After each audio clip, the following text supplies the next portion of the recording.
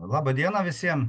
Šiandien portalas mes laisvi.lt kalbina Eriką Švenčioninę, kuri ketina kandidatuoti į Lietuvos Respublikos prezidentės. Tai Erika, pradžioje aš peržiūrėjau kandidatų sąrašą VRK, tai galiu netgi ir pasidalinti ekrano kopiją. Ten jūsų kol kas nesimato kaip kandidatės. Ir kodėl nėra ir kaip tas toliau vyks, kada jūs ten atsirasit ar neatsirasit? Tai sveiki, malonu, kad šiandien aš čia galiu pas jūs būti svečiuose, kalbėtis. Tai dėl to, ar aš atsirasiu ten ar ne, aš manau, kad taip priklausys vėlgi nuo Antano Kandroto vojažą iš banko į banką. Tai suprantat, kad bankai užsiėmė valstybei pačią aukščiausią funkciją reguliuoti valstybės gyvenimą. Ir tai yra Jungtinėse Amerikos valstijose ir tai dabar vyksta Lietuvoje. Tai nuo to, ar aš būsiu ar nebūsiu tame kandidatų sąraše priklausys nuo banko sprendimo. Nes kaip žinote, jeigu neturim sąskaitos, mūsų neregistruoja. Šiai dienai aš laukiu atsakymo iš Šiaulių banko, iš kitų bankų mano atsakymai yra neigiami ir aišku, kad sąskaitos jie man neatidarys, tai belieka vienintelė viltis Šiaulių bankas. Ir čia bus labai aišku. Nežinau, kaip visuomenė reaguoja į tokį dalyką, kada bankas nusprendžia, ar jisai suteiks žmogui galimybę kandidatuoti ar ne. Tai yra bankas nusprendžia šiuo atveju, nes valstybės įstatyme aiškiai pasakyta, kad reikia turėti sąskaitą. Tai vat, nuo to ir priklausys. Nu, vat įdomu, iškart pirmas jūsų atsakymas ir veda link to, kad bankai vos nevaldo Lietuvą. Tai kokia ta padėtis tai Lietuvoje kaip jūsų akimis žiūrint, tiesiog padėtis Lietuvos, nepriklausoma suvereni valstybė ar kažkokį kitokį pavadinimą galėtumėt pritaikyti jai? Labai trumpai, kada buvo renkamas kelias Lietuvai, tai ponas Landsbergis norėjo būtent kapitalizmo amerikoniško. Buvo galima rinktis ir kapitalizmą su socializmu, koks yra Skandinavijos šalyse, bet jų linija buvo tokia, kad tai yra privati nuosavybė, valstybė gyvena iš gaunamų mokesčių ir ėjo tą linkme. Tai amerikoniškas modelis tai yra toks modelis, kada iš tikrųjų bankas yra aukščiau valdžios. Tai šiandien mes jau tai suprantam, kad atėjome iki tos linijos, kada bankas pinigai valdo valstybę. Tai dabar geros kaiminystės forumas uždarytas jau yra, ne? Jūs dar ten bilinėjatės, kiek suprantu, skūsit sprendimus. Geros kaiminystės forumas buvo įkurtas laikantis visų reikalavimų. Mes nepadarėme nei vieno pažeidimo ir tai, kad jis bus uždarytas, jau netiesiogiai mums buvo pranešta, nevarkit, sakė, nemėtykit pinigų, yra toks sprendimas. Šitame UAB Lietuva buvo toks sprendimas ir mus uždarė. Kiek mes keliausim toliau priklausys nuo to, ar turėsime finansų, nes kiekvienas teismas yra ir finansinės galimybės. Šiai dienai mūsų finansinės galimybės yra sudėtingos, todėl kad mūsų asmeninės sąskaitos yra apribotos, tik tai laimingo atsitiktinumo dėka aš turiu dar Revolut sąskaitą, mūsų judėjimas apribotas, mūsų galimybės būti kažkokioje visuomeninėje erdvėje. Primenu dar, kad mes kiekvieną dieną 10 vakaro turim būti nurodytų adresų, negalim išvykti už Lietuvos ribų, net į Lenkiją pigesnių produktų, kas aktualu buvo visiems prieš šventes. Mes esam žmonės, kuriuos valstybė uždarė į savotišką kalėjimą be teismo ir yra tokia situacija. Šiai dienai gal ne tiek geros kaiminystės forumas mums aktualu, šiai dienai mums aktualu byla, kuri pasekoja forumo uždarimo yra iškelta mums. Ir jeigu kas stebi, tai turėtų žinoti, kad tam buvo ruoštas ilgai. Ponas Kasčiūnas padarė visą laidą, kur papasakojo, kaip jie ruošiasi, kaip jie priėmė įstatymo pataisas, kad galėtų mūsų veiklą tiesiog suniokoti ir mus pasodinti į kalėjimą. Tai reiškia, kad priimtas įstatymas buvo spalio mėnesį, o kaltinimas mums yra pagal veiklą, kuri buvo metų laikotarpį prieš įstatymo priėmimą. Reiškia, baudžiamasis kodeksas Lietuvoje ir įstatymas, kuris buvo priimtas, pradėjo galioti atgalinė tvarka. Čia yra pats didžiausias absurdas. Ar jūs galėjote žinoti, kad jūsų veikla yra neteisėta, jeigu jūs darėte viską įstatymo rėmuose? Po to, po metų, jūsų veiklos priimamas įstatymas ir staiga jau jūs būsite teisiami už tą laiką, kuris buvo prieš metus.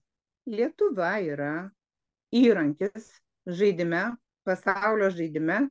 Ne tik Lietuva ir visos kitos mažos šalis yra įrankiai.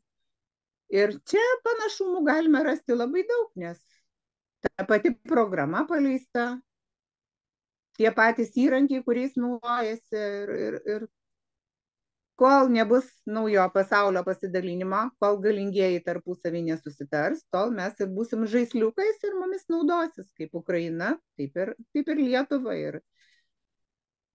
Ir čia netgi žmonės ir labai norėdami kažką pakeisti, kol kas nelabai galės įtakoti. Mes turime pamatyti bendrą vaizdą. Tai yra Jungtinės Amerikos valstijos, tai yra Anglija, kuri, manau, yra pagrindinė šio žaidimo dalyvė, nes vis tik tai yra valstybė, kuri turėjo daugiausiai kolonijų, valstybė, kuri visada vėlė pačias didžiausias intrigas ir Jungtinės Amerikos valstijos, kurios tikslas buvo visada turėti karinius konfliktus, iš kurių gyvenimas jų pagerėja, ir paskui jau mes žiūrim kitas, tai yra ir naujasis BRICS, ir Kinija, ir Rusija, ir Europos Sąjunga, kuri beveik nieko nelemia. Europos Sąjunga tai yra įrankis, kurį sukūrė Jungtinės Amerikos valstijos. Jūs visą tai žinote, tik mes vis kalbam iš skirtingų pozicijų. Bet suprantam, kad mes nieko negalim nuspręsti, bet mes turime būti tinkamai pasiruošę naujajai santvarkai, naujajam virsmui. Labai tinkamai. Žiūrėkit, visada Lietuva, būdama kryžkeliai, turėjo rinktis. Ir iki tol mūsų tėvai, seneliai, proseneliai rinkosi taip, kad išsaugotų valstybę, kalbą ir teritoriją. Iki tol jiems tai pavyko. Ir dabar labai svarbu, kad ir mes padarytume tinkamus sprendimus, kad mums pavyktų išsaugoti valstybę, kalbą, teritoriją. Tai vat, jūs kalbate dabar apie globalius dalykus, ir man iš karto klausimas apie politinės ideologijas. Tai pagrindinės yra visam pasaulyje, tai konservatizmas, liberalizmas ir socializmas. Tai dabar socializmą pas mus lyg tai arčiausiai atstovauti turėtų socialdemokratai. Ar yra apskritai pas mus, kas šią ideologiją atstovauja? Apskritai apie tas ideologijas tris, kaip jums atrodo, Lietuvoje kokios veikia, ar yra jų skirtingų tų ideologijų atstovų? Kaip pasakė vienas politikas, kad jeigu 7 kilogramus medaus sumaišysi su 1 kilogramu šūdo, tai gausi 8 kilogramus šūdo. Ir taip išėjo, kad konservatoriai, socialdemokratai ir visos kitos partijos staiga gavo kilogramą Laisvės partijos. Ir kažkaip, ta Laisvės partija atskėdė juos ir jų nebeliko. Ir mes nebeturim jokios kitokios ideologijos. Šiai dienai konservatoriai nebekonservatoriški, socialdemokratai nesocialdemokratiški. Toks ir būtų mano atsakymas. Chaosas valstybėje, chaosas, kurį finansuoja, yra, toks, sakyčiau, reikalingas, kad sudrumsti žmonėms protus ir tiesiog išmušti pagrindą iš po kojų. Nėra, nieko nėra, viskas, nieko nėra, viską reikės kurti iš naujo, visiškai iš naujo. Socialistinė visuomenė ir jos ideologija galės lygiom teisėm matyti tada, kai mes turėsim žiniasklaidą, kai mes galėsim pristatyti, kas tai yra, kodėl taip yra. O šiai dienai mums formuoja nuomonę ir mes negalim iš tikrųjų nei socializmo, socialistinių idėjų pristatyti, nei socialinio teisingumo idėjų pristatyti, nes nėra galimybės. O politinis žmonių neišprusimas, tai jie dėl to nekalti. Yra žmonės, kurie galvoja, o kaip pavalgyti, kaip išgyventi. Ir šiai dienai tai yra jų pagrindinė problema. Jau jie nieko netiki, jie yra už borto ir jų niekas nevertina. Ir net jeigu jie norėtų kažką pasakyti, tai sakytų, jūs neturite žodžio. Yra žmonių grupė, kurie valdo visą informacinį lauką valstybė, juos mes matome per televiziją, matome jų glencinį gyvenimą, matome kaip gražu ir tada visi kiti bijo pasakyti, kad pas juos nėra taip gražu. Jie tiesiog bijo tai pranešti.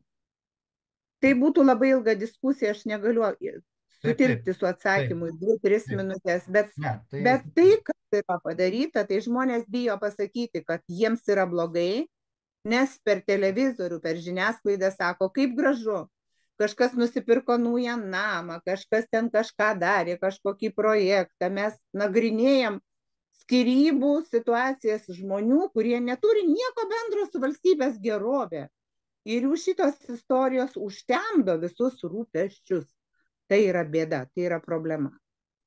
Kol neturim įrankio savo rankose, nieko negalim padaryti ir belieka bandyti keisti valstybėje, padėti valstybėje teisiniu keliu. O tam reikia, kaip jūs suprantate, dalyvauti rinkimuose, turėti savo palaikymo komandą, turėti daugėjantį, didėjantį bendraminčių būrį. Togi sieksime. Tai vat ir pabaigai tuomet vėlgi norėčiau paklausti, tai ar mes galim tikėtis jūs pamatyti vat šitam sąraše, matot ekraną? Čia kandidatai. Manau, kad iki 3 karalių jau galima sakyti, kad turėsim visus pilnus atsakymus. Kokie jie bus, aš negaliu pasakyti, koks bus galutinis tas banko sprendimas, bet paradoksalu, kad reikėtų duoti valstybę į teismą. Įsivaizduojat valstybę į teismą, kad ji nesilaiko konstitucijos, kur parašyta, kad dalyvauti rinkimuose gali kiekvienas Lietuvos pilietis. Kiekvienas gali dalyvauti, būti renkamas ir išrinktas. Jūsų žiniai turiu pasakyti, kad 40% Lietuvos piliečių nežino, kad norint dalyvauti rinkimuose reikalingas piniginis užstatas ir tai juos labai nustebina. Kaip tai, kas čia ir kodėl. Vat daug žmonių net nežino, kokios yra taisyklės dalyvavimo rinkimuose. Ir daug kitų dalykų nežino. Tai šiai dienai, jeigu mes gausime tą banko sąskaitą ir galėsime pateikti dokumentus VRK, tai jau būsime įsiregistravę tame pirminėme sąraše kandidatais ir toliau jau bandysime surinkti užstatą. Užstatas yra labai didelis. Manau, kad jis nepagristai didelis, 10 000 eurų, tai yra labai daug. Tuo labiau, kad mūsų rėmėjas yra eilinis žmogus, kuris vos suduria galą su galu. Ir mielam žiūrovui noriu pasakyti, kad jūs galite pasirašyti už visus, nes tai yra jūsų sutikimas, kad vienas ar kitas žmogus dalyvautų rinkimuose. Rinkimų dieną jūs balsuosite už tą, kuris jums labiausiai bus priimtinas. Bet suteikti galimybę kandidatuoti jūs galite daugeliui. Tegul žmonės pabando. Aš manau, kad tai būtų teisinga. Tai tiek. Ačiū Erika, mūsų laikas į pabaigą. Taigi tikiuosi iki kitų susitikimų ir sėkmės jums jūsų šitame žygyje link prezidento posto, link veiklos visuomeninės galbūt kažkokios. Ačiū jums dar kartą. Noriu palinkėti visiems gerų metų, ramių metų, taikių metų su savo artimaisiais. Branginkit juos, mylėkit tuos, kuriuos turit šalia. Nes tai yra didžiausias turtas ir tik tai vėliau supranti, kad nėra tokių pinigų, kurie tau sugrąžintų tai, ką tu prarandi šitame gyvenime. Tai yra savo artimuosius. Būkit kartu.